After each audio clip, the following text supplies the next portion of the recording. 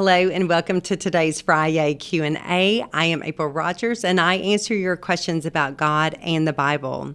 Today we have an excellent question from Cassie in New Mexico, and she says, I am good at loving my neighbor, but sometimes I struggle to love myself. Please help. All right.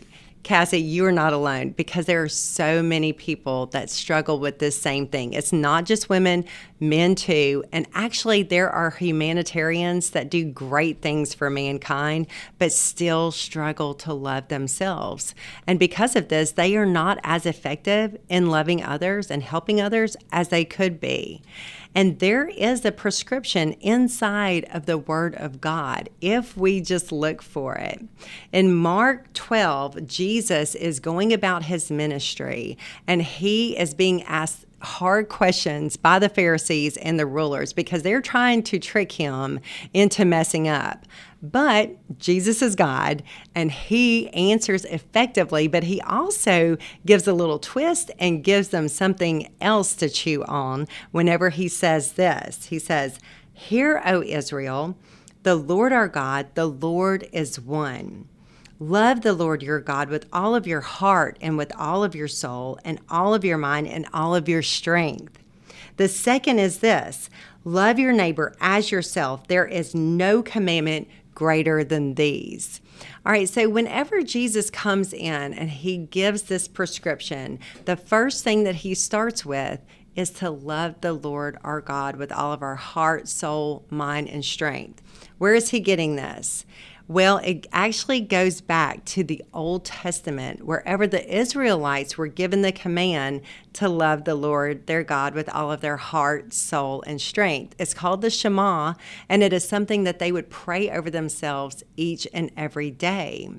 And what this brought in was not only an emotional love for God, but also an intellectual love and a love that perseveres. Because we all know that sometimes our mind has to tell our heart to love God whenever we're going through trials. And also our strength has to come in and persevere through the dark days. And whenever this is our reality, then we can love the Lord like we were intended to do. But there are things that keep us from loving the Lord like that. What are they? Well, it would be guilt, shame, maybe unforgiveness.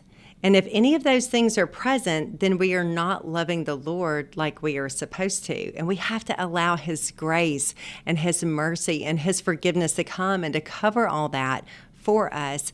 And then that way we can be in a right relationship with him. And whenever that is removed, guess what?